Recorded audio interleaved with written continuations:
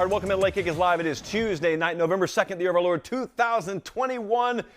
Make sure you know where your kids are in Austin, Texas tonight. One of them walks the streets of Austin with a bloody stump of a hand and tire marks on their back. And I'm going to tell you where both of those injuries occurred in just a few minutes. Most of you know. If you're not, wildest story of the college football year, nay, decade, coming out of Austin last night. But we've also got college football playoff rankings that are hot off the presses, so much so that, Colin, the paper feels warm still. That's how recently these were placed in my hands. So we've got to talk about that. It's a jam-packed show tonight. We are high atop downtown Nashville. It is Tuesday, so of course we've got to do predictions tonight. We're headed to College Station Saturday, and we're talking about Auburn at Texas A&M tonight. We're going to give you a full preview and prediction. I've got two more best bets to put on the Ramen Noodle Express. So we've got all that to discuss. I've got several playoff takeaways, as I told you, and we got to go back to Gainesville, Florida. Second time in a week that we're doing a segment on Dan Mullen, and yet we've got to, because things keep changing down there. And I'm not so sure that my feel may not be a little off, or maybe the feel I've had to this point may not have been a little off. So we're going to talk about all that. You got to make sure you're following on Twitter and Instagram for like 15 different reasons. At Late Kick Josh. Make sure you're following there. Happy Election Day. Polls already closing on the East Coast, but we all know one poll that is still very much in the news, and that is Poll Assassin. Where were you last night? Where were you? Because I was online, as you tend to do right before you go to bed, and a story starts to break. And if you're watching on YouTube, there's a thumbnail here that we could not get cleared through human resources that I'm showing you on the show anyway, because we're live, and what can they really do? No one's in the building this late at night. You see the thumbnail here that we really wanted to use. And for that matter, I tried to get a live monkey on the show tonight. I certainly tried to get Poll Assassin. I don't think we're legally allowed to get the kid involved in the story I'm about to tell you. But we went to great lengths to make this show worth your while tonight. And yet we could not pull any of it off. I couldn't get the monkey a security clearance downstairs. Also, the Nashville Zoo didn't want to work with us. What does all this mean? This has nothing to do with college football. Oh, but it does. If you missed it last night, quickly, can I do this in one breath, Colin? Let's see. Jeff Banks used to be special teams at Alabama. Now he's at Texas. Left his wife. He's with a stripper, exotic dancer named Poll Assassin. She's got a monkey. She performs with the monkey. The monkey has its own Instagram. Her name is Gia. The monkey, as it tends to do when trick-or-treaters come over to a football coach in a stripper's house for Halloween, bit one of the trick-or-treaters. And then the kid just gets totally annihilated by Poll Assassin on Twitter last night, because Poll Assassin is not having any of it. You're not going to impugn the good you-know-what name of Poll Assassin. And so she said the kid was trespassing. So somewhere in Austin, Texas tonight, a child walks the streets with, like I said, a bloody stump of a hand. That's from the monkey. And tire marks on her back. And that's from Poll Assassin, who double crow-hopped and threw that kid right under the bus on Twitter last night. I don't even know where the kid is. We have not heard comments from the kid, the parents, the monkey, none of them. All we did was we saw a video from Poll Assassin. And so as this is all unfolding last night, I'm thinking to myself, do I own a stuffed monkey? Because if I did, I'd just put it on the set and not say a word about it tonight. Well, I don't. Colin didn't either. So that's one upset. The second thing was, what can I reasonably get away with on this show tonight? And since I am an employee of Viacom CBS, the answer was not nearly as much as I wanted to be able to get away with. So then the third question was, could we get Poll Assassin live? No, we cannot. And we got too much to talk about tonight anyway. So the fourth thing that I arrived at is, boy, I'm glad I cover this sport. Because in the NFL, when you have scandal that happens, it's always serious. You can't ever have fun with it. You know, when is the last time that a coach's stripper girlfriend had a monkey that attacked a trick-or-treater in the NFL? You get what I'm saying? Like, whomst amongst us hasn't experienced that a time or two at the college level? This game is great. Not always great for everyone involved, mind you, but it's great nonetheless. So with that out of the way, and trust me, this will be your authority to keep you up to date if and when information breaks on the Poll Assassin front, let's get to the playoff rankings, because they were just revealed in the last hour, and boy, do I have some thoughts here. And judging by my screen right here to the immediate right of me, so do you. So the college football playoff rankings, I got them in my hand here. They're fresh off the presses. Jesse has been feverishly 5 states away from us up in Connecticut working on making the graphics. There you see the top 10. If you're watching on YouTube, it's Georgia, Bama, Michigan State, Oregon. That's your top 4. What an interesting field that would be right now. And then you got Ohio State, Cincy, Michigan, Oklahoma, Wake Forest, and Notre Dame. So that's your top 10. My initial thoughts here, I was surprised, just like the rest of you, that Oklahoma was all the way down at number 8. I don't necessarily have a huge issue with it, but I was surprised by it nonetheless. Now, obviously, that's kind of a moot point / mute point, depending on how much you want to emphasize the vowels there, because as we all know, Oklahoma's got several more opportunities coming up. If anything, this is a net positive, not only for college football, but it's a net positive for Oklahoma. I mean, Lincoln Riley, what have we talked about with Oklahoma the entire year? As we watch them sleepwalk after sleepwalk after sleepwalk, they don't come out of the gate hot enough. They don't play in second half or first halves the way they play in second halves. Well, if Lincoln Riley can't come up with something the old natural way, the good old-fashioned way in-house to motivate his team, just let that screen do it. Just let those committee guys do it. And so Oklahoma at 8, it doesn't hurt the Sooners. It may help them. But also, here's what I want to know. The standard that was used to push Oklahoma all the way down there to number 8, if that is maintained across the board, who's it going to cost? That's first. And then secondly, who's it going to benefit down the stretch? So I'll get back to that in just a second. The other thing I wanted to talk about right there in that top 5, I think it was, is Oregon is indeed over Ohio State. I was doing Big 12 radio today with Dusty and Eichert out there, and we were talking about that very thing, about whether the Ducks would be ahead of the Buckeyes. I am a believer that it would have made no sense to have it inverse, to have it the other way around. Because if you're a committee, and you want to pound the drum of head-to-head mattering, well, make it matter, first off. And secondly, you know full well there are a couple of things in play. Oregon could just lose, and they could drop themselves out of this thing, or Ohio State still got Michigan. Ohio State still got Michigan State. Ohio State may still have a Big Ten championship game. So they have several bits of criteria, data points, if you will, still coming up to where if they clear all the hurdles, you're going to be able to look at that camera, if you're that committee member, and you're going to be able to say, yes, true enough, and this would be in December if this were said, yes, true enough, Oregon did beat Ohio State. But that only comes into play, that head-to-head metric, if we're in a tiebreaker scenario. At the end of the day, this is how it would sound, it's probably already written in a script somewhere, we thought Ohio State overcame the necessity for us to even interject that head-to-head metric. Okay, that will happen down the stretch, which brings me to my next question about Oregon. They're at number 4. They should feel really good about that. Everyone wants to know if the ceiling has been placed on Cincinnati, and I'll touch on that in a second. Look, I want to know what the ceiling is on Oregon. Because Oregon, as much as you feel good about being there in that 4 spot right now, I don't know that Oregon controls their own destiny, which is kind of counterintuitive if you go by past initial rankings that we've had put out there. Normally, if you are a Power 5 team and you're still in the race for your conference title and whatnot, and you're put there in the top 4, normally it means you control your own destiny. I'm not necessarily sure that's the case with Oregon. So as much as Oregon looks good there at number 4 right now, they probably still need some folks behind them to start losing. That rearview mirror situation right now, though, it's kind of ridiculous. There's some really good teams back there, which brings me to really the biggest takeaway I had, and that is I wonder how many of these teams really control their own destiny. Sure, we can say it about Georgia. We can say it about Bama. We can say it about Michigan State. Good for the Spartans. They're at number 3. I don't know that we can say it about Oregon. I do know we can say it about Ohio State. We, at the moment, cannot say it about Cincinnati. We can say it about Michigan. And by control your own destiny, I mean like if you win the rest of your games, I will virtually guarantee that you're in the playoff no matter what happens elsewhere. Either because your resume will be one of the 4 best, or because in process of finishing undefeated, you have beaten teams in front of you and knocked them out. I think Oklahoma certainly controls their own destiny. But then there's this interesting gap, because I don't think Wake does, and I'm in the minority, I think, on that. What do you guys think about this? I'd be interested to see the comments. I'm a believer, as I've told you for a few weeks now, that Wake is this year's G5 team. Even though they're in a Power 5 conference, even though they could go undefeated. For the record, I don't think they will. I think they may lose as early as this weekend against North Carolina, where they are an underdog, point spread-wise, by the way. But let's just, for the sake of argument, say Wake were to go undefeated. Would they be in? That's an undefeated conference champ, Power 5. It's never been left out before.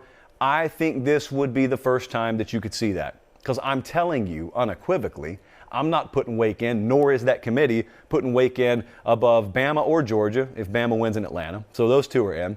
Michigan State or Michigan, for instance, if they were to win out, they're going to be in. And I'm telling you, I don't think Wake's going over Oregon. Especially, let's just say Ohio State were to win out and Oregon wins out. Ohio State's going. Oregon's a Pac-12 champ with a win on the road against one of the playoff teams. They're going. Wake's not automatically in this just because they're an undefeated Power 5. And I'm telling you, that's hard to process for you because you've never heard that before. I'm telling you for the first time, we're sitting in a unique situation where a Power 5 team could get the G5 door slammed in their face treatment. Now, for the record, Cincinnati is also in a position where that could happen to them. I'm going to talk about Cincy more in just a second. But here's what I want to talk about. Let's get out of the top 10 for a second. Let's go all the way past Notre Dame. Let's go all the way past even Oklahoma State. May you start with Oklahoma State. This 11 through 15, what stands out to you about this? For the record, if you're listening on pod, Oklahoma State, Baylor, Auburn, A&M, and Brigham Young. I specifically want to focus on 11, 12, and 13. Could every single one of those teams still have a reasonable path to the playoff?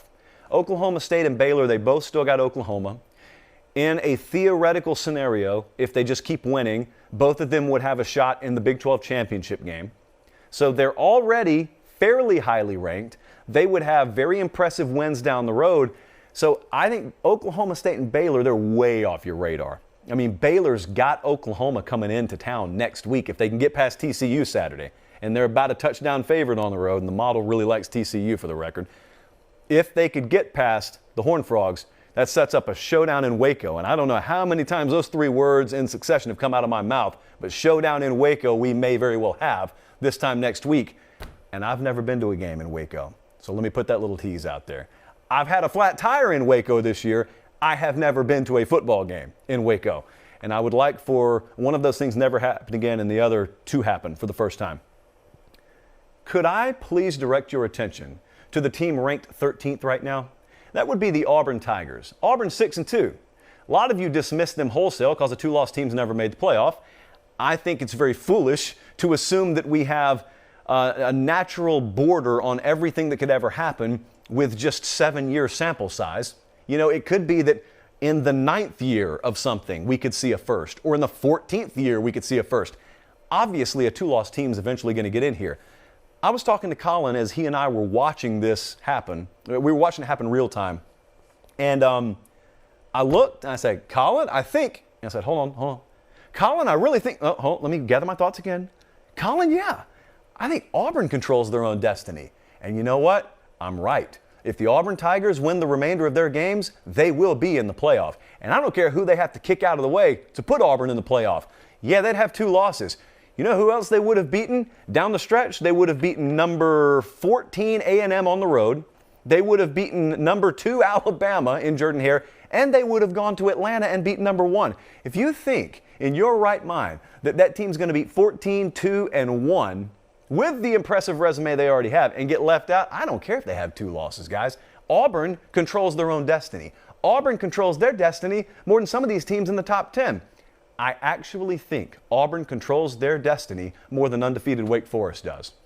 Now, you make sense of that as you will because you think apples to apples, they're both Power 5 teams. It's not apples to apples because the ACC this year is not a Power 5 conference. I know what the helmet sticker says, I know what the TV check says, and I know what history says. I also know what these eyeballs say. Your most impressive win to date is on the road at Virginia. Let me hit you with some knowledge about the ACC. You tell me what these odds would have been in the preseason. If I tell you we are going to get to November and the first playoff rankings are going to come out and there are going to be 3 ACC teams ranked in the top 25 and neither of them are going to be named Clemson or North Carolina. And Sam Howell will still be healthy and DJ Uiagalelei will still be healthy. No quarterback injuries, no derailment of a season because of quarterback. Neither one of them are going to be there because they just weren't good enough. How stunning would that have been? That is the state of the ACC this year. Now you may say, oh, there are still ACC teams up there. Yeah, there are. NC State's in there. Pitt's in there. I would just ask you, is that a byproduct of the inferiority among the perceived top 2 at the beginning of the season? I would suggest yes, it is. So I don't know that Wake controls their own destiny. I actually think Auburn, out of all teams, down there at number 13, I think they do. So what do we think about Cincinnati here? I was laughing. I knew what was coming. So I thought Cincy would be ranked 4. They were ranked 6. I don't really care. I was laughing And I still am, as you can see if you're watching, at all the outrage. And I had a lot of people hitting me up saying, I guess you were wrong, weren't you? No, I don't know that I was. I mean, it has happened before. For the record, if anyone's saying I'm wrong, what they are insinuating, or referencing at least, is I have sat here for several weeks, the whole season really, and I've told you I believe if Cincinnati goes undefeated, they will be in the playoff. I haven't said they control their own destiny. What I have said is there are two things in play. Number one, if they go undefeated, they'll have a good enough resume where if the second thing happens that I expect to happen, pay close attention to this one, kids, and that is chaos in November, I think enough of the dominoes will fall ahead of them to where they can get in. The first thing, they got to take care of business on. The second thing, that's what has me laughing.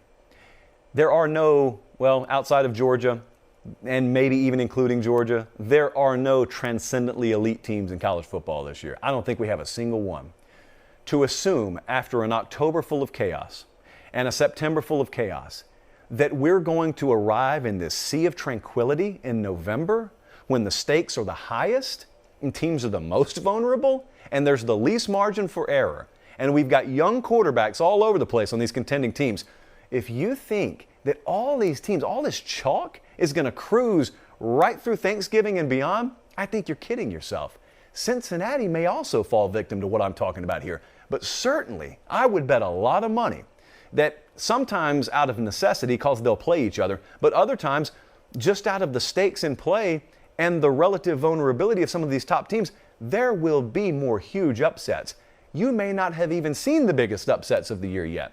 So if Cincinnati goes undefeated, you look right now and you say, well, you see that team, and that team ahead of them.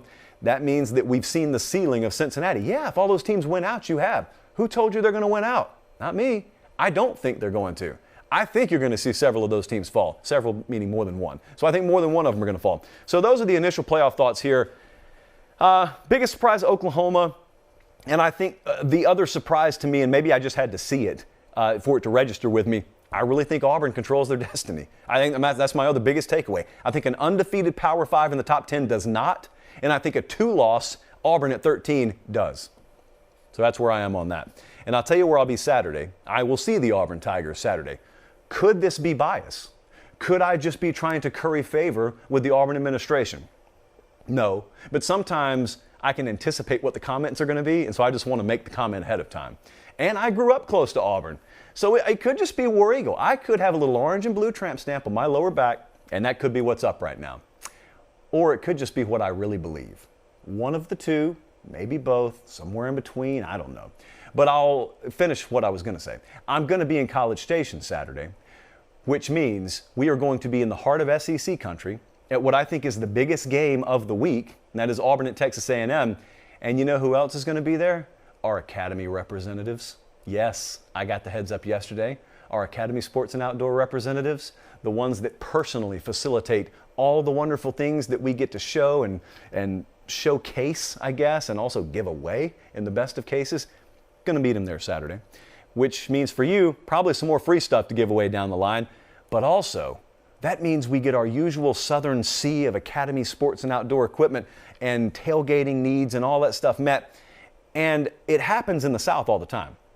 But when I went to East Lansing last week, what I loved is, as I was telling you guys, a couple of you came up and said, there's no Academy where I live, but I do have academy.com. So that's the encouragement here. This is our only partner. It is our big partner. It's the partner that makes the show free for you. Academy Sports and Outdoors. You're getting ready for Christmas. You're getting ready for the holiday season. You're going to have to buy new stuff anyway. A lot of you tailgate every weekend. The weather's changing. Your needs change. That's fine. You're going to buy it anyway. We all know that. Even I know that. Even I have to buy a few new things in the fall. And I hate spending money on anything. But Academy Sports and Outdoors, it makes it a little easier because I'm helping myself out and I'm helping the show out. And in that case, for me, it's redundant. But in your case, you can kill two birds with one stone there. So academy.com if you can't get in there in person. Academy Sports and Outdoors if you can't get there in person. Whatever you do, make them your one-stop shop, which they are for all of your tailgating and just general life needs at this point.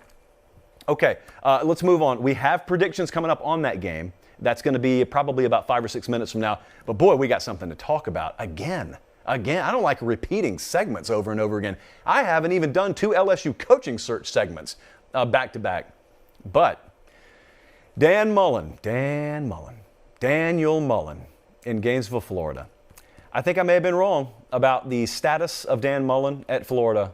It feels like it's getting sour really quick. It feels like the expiration date was about 2 days ago, and you're risking it, and you think that milk will still be good for my cereal tomorrow morning. But at this point, instead of 2 days, it's like 4 days old, and we are really risking it right now. And Dan Mullen is really skating on thin ice with hot blades right now. And so where I may have been wrong is I just assumed that even if the bottom fell out, he was going to be okay this year. There would have to be changes made come December or January on the staff. And that may very well be the way it works out, because let me state very clearly, I, myself, am still not at the point where if I had the lever here and I could pull it and Dan Mullen's gone, I am not pulling that lever. If I'm Scott Strickland, the AD down there, I'm not suggesting that I'm ready to make that move. But you also know my propensity to wait beyond the end of the line in order to advocate for that, only because I know how hard this stuff is, and I've observed programs crash and burn when they pull the lever too early, and or the market is too bare, or they have overplayed their hand and they can't get who they want, and so they end up maybe with a wash, and they're also paying a buyout, so it's not really a wash, or they're not as good in the long run. So I'm not there yet, but I don't run Florida. So I think Dan Mullen and Scott Strickland, I think they're okay, but it doesn't really matter if your team quits on you. And I'm not saying they have. We're going to find a lot about that out Saturday when they go to South Carolina. But the fan base is mad to irate, and they have reason to be. And we have spoken on this program about the expectations at Florida. And there was someone down there, I'm not going to call him a clown, I'm just going to say I disagreed with the particular take that they gave, because you can be a good, reasonable, smart person and just say something I don't agree with. It has happened. Believe it or not, that does happen. Someone down there a few weeks ago said maybe the expectation level is just too high. The expectation level is not too high at Florida. It is not too high at all. If it's been done there before, there's reason to expect it to be done regardless of the staff. And if that thing that you want, title contention and elite recruiting, to name two things, if those things aren't being done, it's not a Florida problem. They didn't strip away the ability of Florida. It's just the guy wearing the headset right there is not getting it done. Does that mean you need to fire him tomorrow? No, it doesn't, but it certainly means he's got to meet you halfway or even 3/4 of the way, and he's got to make some moves here, because right now we're settling into a little bit of a pattern. And I say that I don't think you need to pull the lever or hit the dump button. I say that only because I still see the potential for an 8-win season, 9 if you win a bowl game. They could go 9-4, and that would be all well and good. And then you get into the winter months and you make the staff changes, and he's got to make several of them. He'd be okay then. I think Dan Mullen would be okay then. But you and I both know there could be something else in play. And that something else could be that team coming out of the Georgia game could be lifeless. They could be gutted. It could be a fractured locker room. I'm not in there. I'm not giving you any firsthand accounts. I'm saying we've seen that happen before.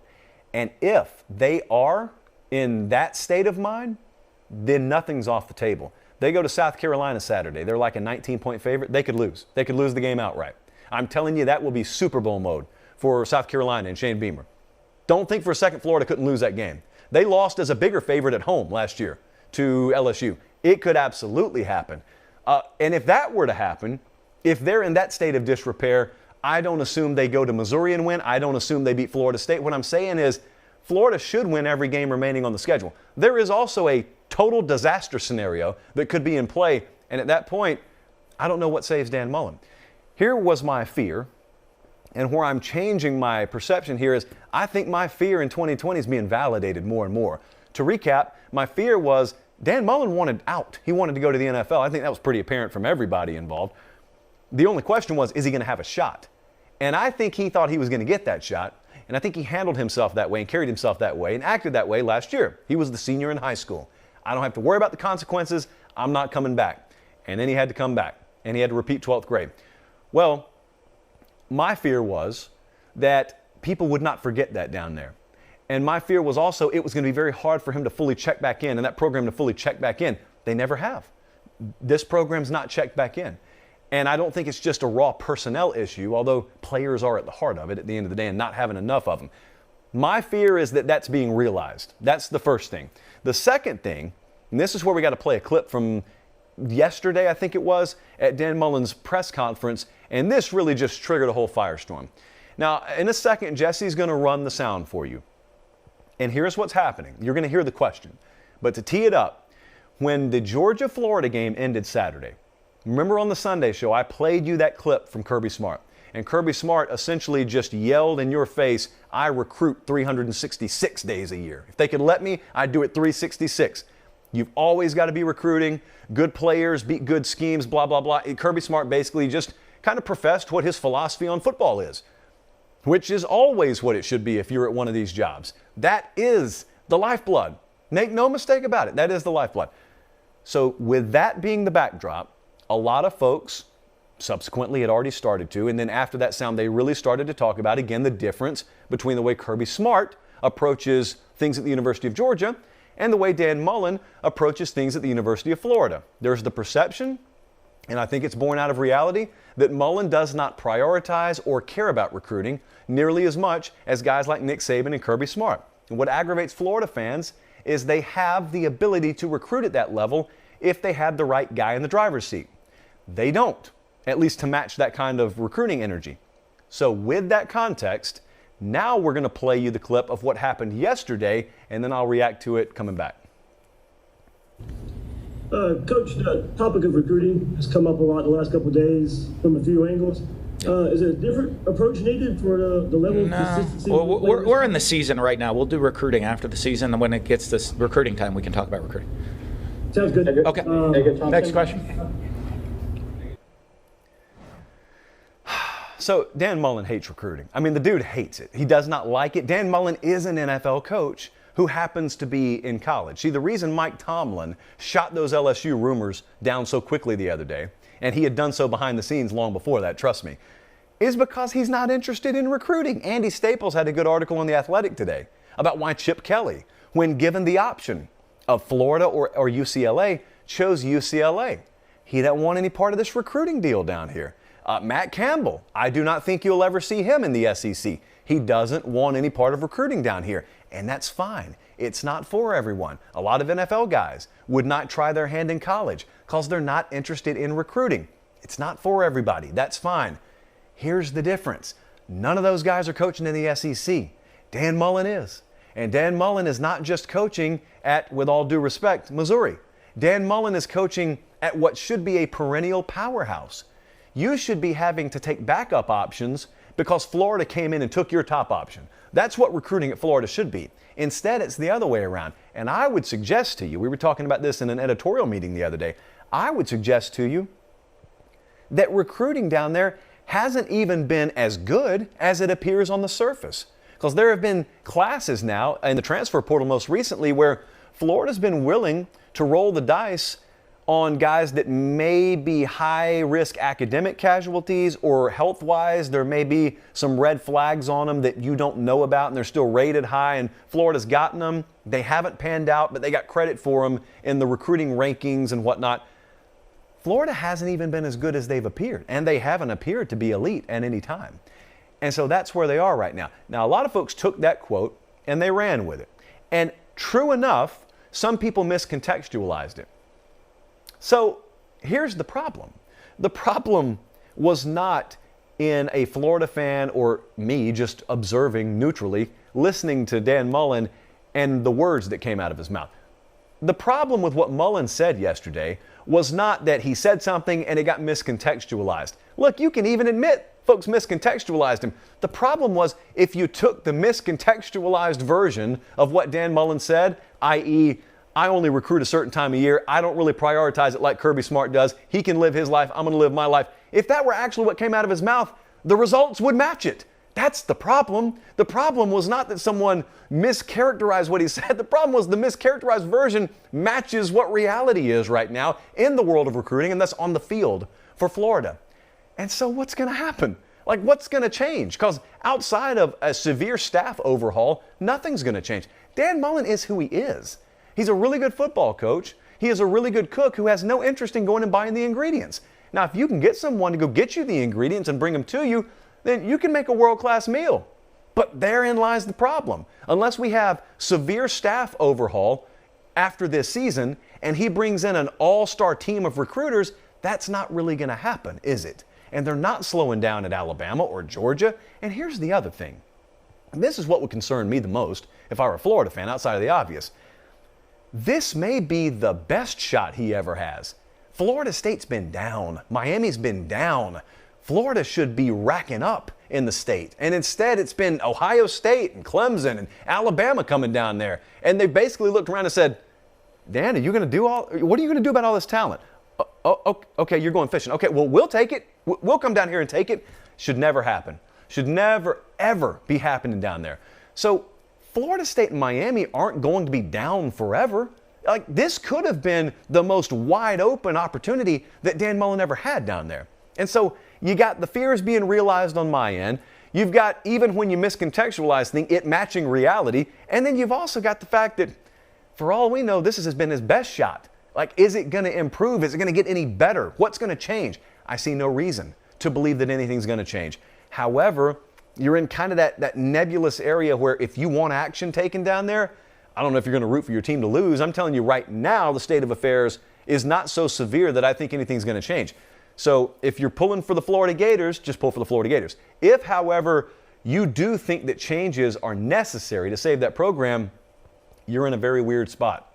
You're in the same kind of spot that, let's say, Texas A&M fans found themselves in the latter portion of the Kevin Sumlin era.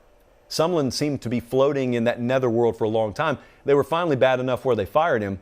I don't know that that's where we are with Dan Mullen. I don't know what the resolution to this is going to be. Selfishly, I'm rooting for him because selfishly, again, in the best interest of this show is its best when Florida is at its best. To be perfectly clear, I have a bias here. It's pro-Florida. I want them to be winning. But if that's not going to happen with Dan Mullen, then I want someone in there that's going to maximize that program's potential.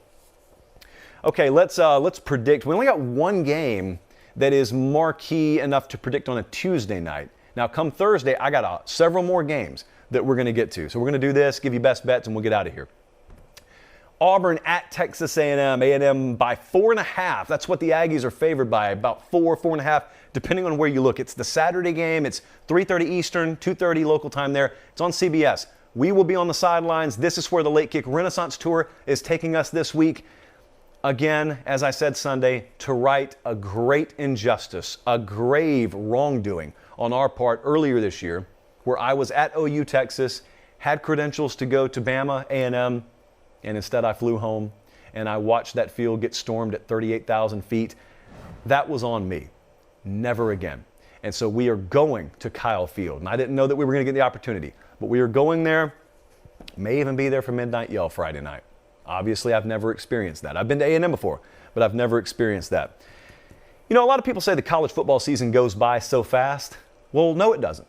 I want you to go ask Brian Harsin or Jimbo Fisher how fast the season has gone by.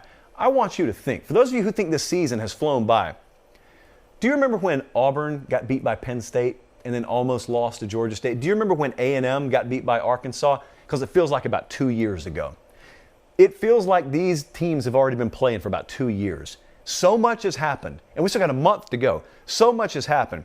But I want you to understand the reason we have this game circled and prioritized, number one, because according to your precious playoff rankings, these are two top 15 teams, and I agree with that. The JP poll agrees with that. There are huge SEC implications on this. Both of these teams are still alive. Auburn flat out controls their own destiny. A&M needs like one thing to happen, but both of these teams can still make it to Atlanta. Now, this game may knock one of them out, but that's why you need to tune in. Because Alabama, I mean, what we know about the Tide, they still got to go to Auburn at the end of the year, and they've lost the last 2 times they've gone down there, and I've been on hand both times. And I was there the time before where they won and Henry won the Heisman. Even then, it wasn't easy. It's never easy for them there. So keep that in mind.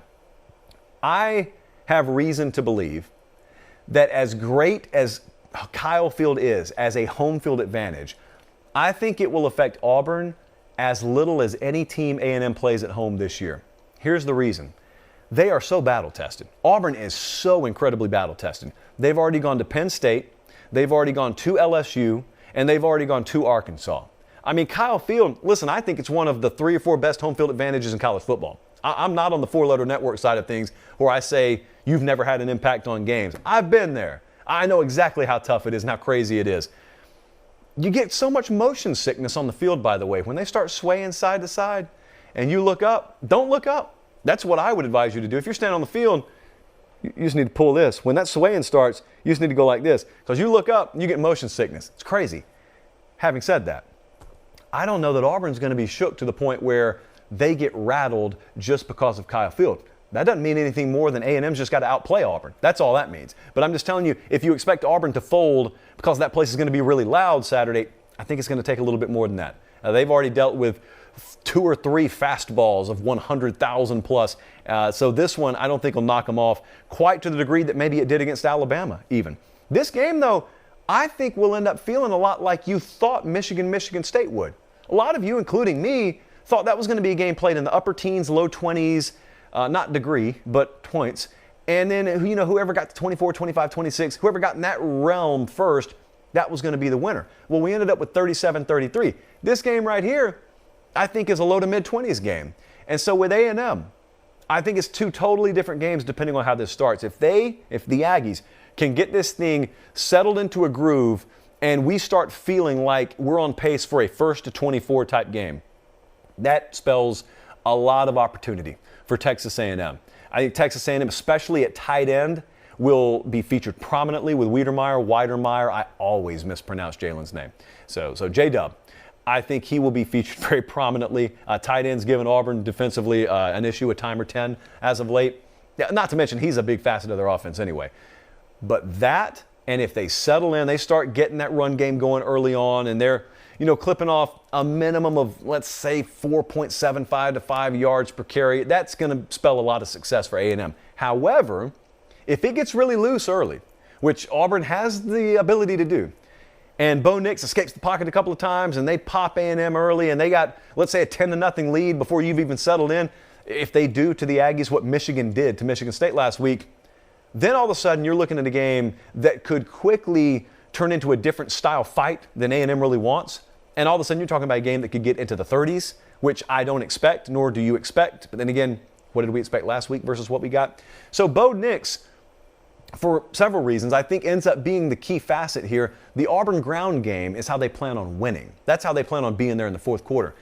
But you know good and well, if you watched Auburn last week and you've watched them as of late, Bo Nix, his passing numbers are through the roof relative to what they were. His yards per pass, last 2 games, double digits versus what they were early in the year. They were abysmal, but you need some more context on that. If you've watched Auburn, you know this is not a traditional 3, 5, 7-step drop and let's go through our route progression and boom, 15-yard out, 20-yard slant over the middle. That's not what's happening. What's happening is they're winning the best way they know how right now, and that is changing the launch point, or they're moving the pocket, or plays are breaking down, and that's where Auburn's receivers are the best. They're not necessarily all world. In fact, it's a subpar receiver room when it comes to how you draw a play up on a grease board. They're just not overly special athletically. But when plays break down, there is no receiver room in America more adept at making things happen when that pocket changes and moves and when plays break down than Auburn. And that's what A&M's working on all week. It's a lot easier said than done, just the whole keep Bo in the pocket thing. But those popcorn droppers, a phrase that we coined last week, those, along with a healthy dose of this Auburn ground game, which Bo Nix will also participate in, that'll be the key. The biggest roadblock that I have in figuring this thing out, and I'm about to show you what the model thinks, the biggest roadblock I have is interpreting last week against Ole Miss. Our buddies over at College Football Nerds, they did a really good job pointing this out both in a video and on Twitter. And we telegraphed this. It's why we picked Auburn last week. The dynamics that were in play. How badly Ole Miss was beat up coming in. And how rested Auburn was, and they had the home field advantage. It was a purely dynamics-based pick last week. And that's why we took Auburn as our best bet. But even within the game, Ole Miss got beat up. To the point where, they were beat to death at the end of that game. And they were without so many of their key playmakers. Now that doesn't mean anything more than Auburn won a football game, and that's just the way the cookie crumbles for you. How much are we now basing our opinion of Auburn off a game that had a lot of dynamics-based outcome to it, in my opinion? And do you have maybe a falser sense of confidence than you should about Auburn going into A&M? Because if I were to be the devil on one shoulder saying that, the angel could show up on the other side and say, okay, but Auburn's playing their best football right now. Would you agree? And everyone would have to shake their head, yeah. And then I'd say, and Zach Calzada and that A&M offense, they are not built to pull away. Even though A&M does have an athletic advantage over Auburn, and it's not really even disputable amongst Auburn fans, I don't know that A&M's built to fully take advantage of that right now. They have not been lighting teams up through the air. They've run the ball okay. But Auburn can get a decent amount of pushback against the run, especially if they sell out to it on certain downs. And if they can, now we can go to what the model thinks, Jesse, by the way, if we want to. The line on this thing being 4, our model agrees with it completely. Like, we are right on. We're at 4, 4.5. We're right in line with what Vegas thinks. Initially, I thought this was going to be a slam dunk, that I was going to end up taking Texas A&M and I was going to lay the points. But the more I thought about it, the more I thought this is a one possession either way kind of deal. I don't like A&M's ability to just pull away and just flex athletically on Auburn. And I think that Auburn team, that's a really tough snake to cut the head off of right now. So I think it's going to be a battle either way. I ended up going the other way.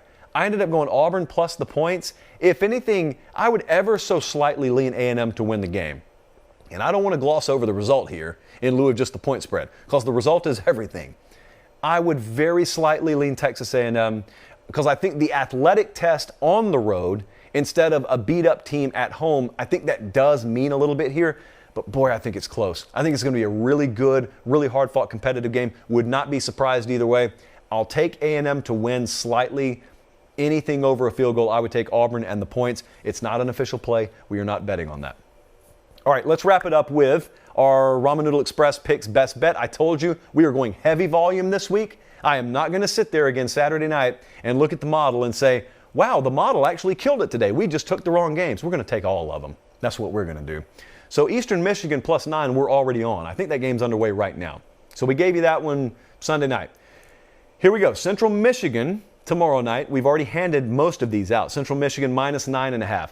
Kansas State minus 23.5. They're at Kansas. That one's on a Saturday. Southern Cal plus 8.5. They're at Arizona State. Georgia Tech, we are adding. Georgia Tech plus 10.5 at Miami. Miami's red hot. Yep. But they're also double due down. So we like some things to maybe be a little bit wobbly for Miami Saturday. Enough for them to probably win the game, but for the Jackets to get inside the margin. So we're taking Georgia Tech plus 10.5. The other game we're adding is East Carolina minus 15.5 at home versus Temple. We have this one as a blowout. East Carolina was good to us last week. We're riding them again. ECU minus 15.5, Georgia Tech plus 10.5, USC plus 8.5, Kansas State minus 23.5, Central Michigan minus 9.5, and we're on Eastern Michigan right now plus 9. Look, I didn't start the show early tonight because I was a little bit jaded the other night. Braves hit a grand slam in the first inning, still couldn't get the job done.